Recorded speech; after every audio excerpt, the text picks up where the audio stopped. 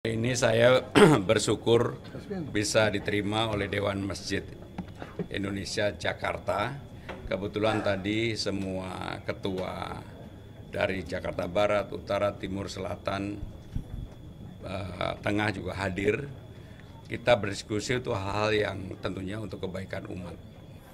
Dan saya juga menyampaikan apa program yang sudah baik yang dilakukan oleh para gubernur sebelumnya yang menyangkut umat, misalnya tentang BOTI, guru ngaji, ketua Dewan Masjid, dan sebagainya harus dipertahankan dan diperbaiki.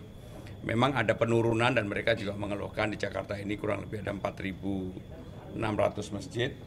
Tidak semuanya mendapatkan BOTI dan tidak semuanya juga mendapatkan fasilitas yang seperti yang diinginkan. Apalagi sekarang ini ternyata sudah ada 8.000 musola yang juga menjadi bagian tanggung jawab DMI Jakarta. Sehingga demikian dalam diskusi tadi, yang paling utama bagaimana siapapun nanti yang akan menjadi gubernur itu akan memberi manfaat bagi umat.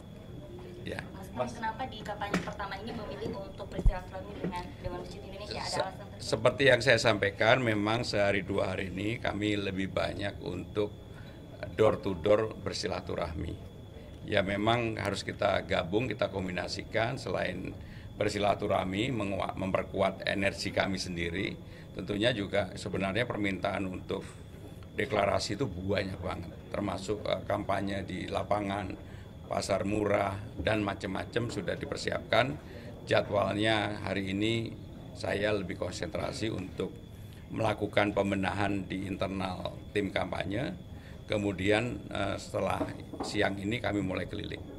Tapi Mas Pram, kalau dari kemarin kita mengikuti agenda Mas Pram bertemu dengan Kiai dan hari ini juga bertemu dengan DMI, apakah yang sering Mas Pram utarakan adalah melanjutkan program-program yang sebelumnya seperti BOTI, pembebasan PBB dari Mas Pram sendiri sebenarnya apakah ada ini? Oh banyak banget.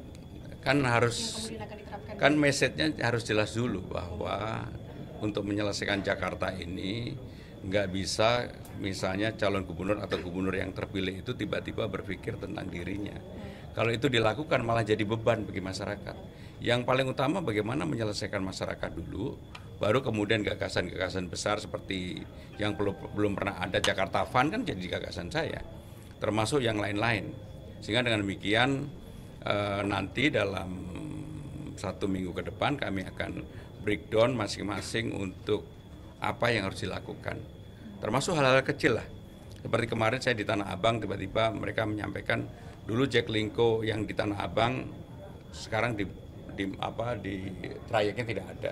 Nah, hal-hal kecil seperti itulah yang kemudian kami pelajari apakah memang diperlukan nggak dan ada manfaatnya untuk mengurangi kemacetan nggak. Jadi yang begitu memang kami lakukan sekarang ini. Tapi yang besar-besar pasti nanti dalam hal itu pasti akan juga kami lakukan.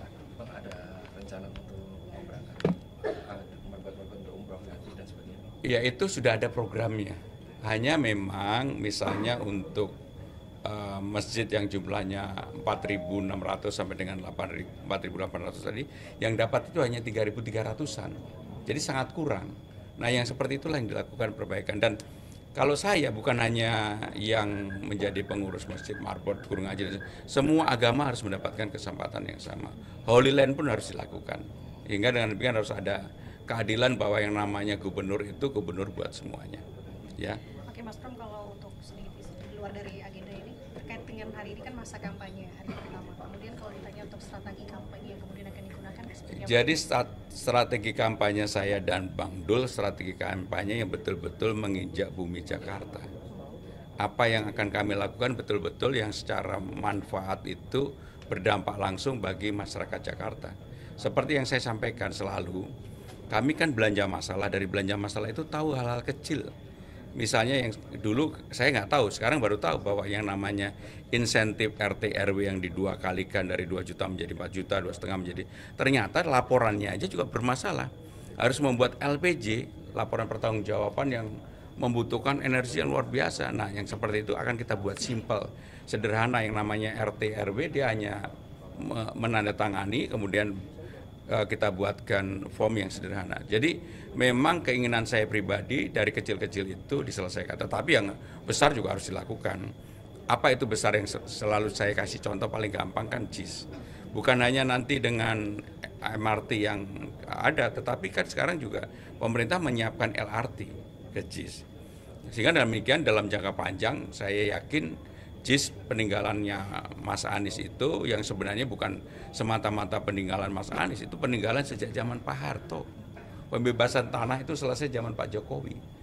Sehingga semua gubernur mempunyai andil untuk itu.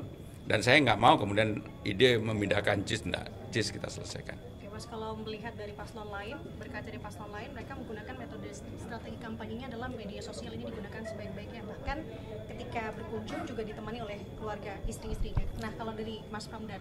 Ya, semua orang calon mempunyai caranya. Tentunya yang namanya era sekarang, era sosmed, nggak mungkin nggak. Saya tadi sebelum berangkat sama anak saya diajarin TikTok yang untuk menjawab beberapa yang misalnya Bro Gamal, kemudian yang waktu itu yang saya begini-begini. Nah, itulah kenyataan yang harus dilakukan sekarang dan saya tidak anti untuk melakukan itu. Karena proses untuk meraih simpati publik Gen Z dan sebagainya, saya juga harus bisa berpikir dengan cara mereka.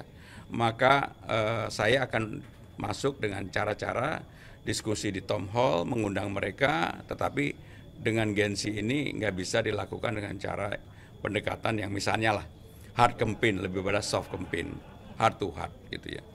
Ya. Makasih. Besar juga harus dilakukan. Apa itu besar yang selalu saya kasih contoh paling gampang kan JIS.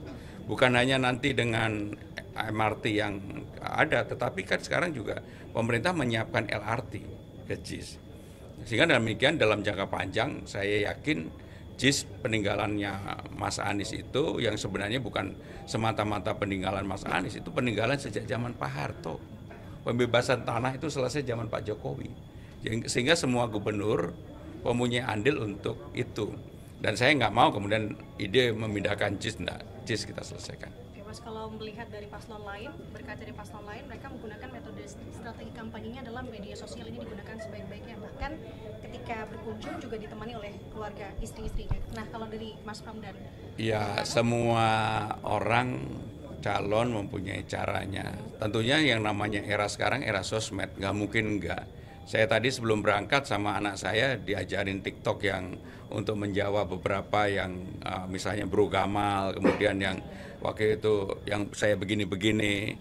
Nah, itulah kenyataan yang harus dilakukan sekarang dan saya tidak anti untuk melakukan itu. Karena proses untuk meraih simpati publik Gen Z dan sebagainya, saya juga harus bisa berpikir dengan cara mereka. Maka saya akan masuk dengan cara-cara diskusi di Town Hall, mengundang mereka, tetapi dengan Gen Z ini nggak bisa dilakukan dengan cara pendekatan yang misalnya lah hard campaign lebih pada soft campaign, heart to heart gitu ya. Ya. Makasih.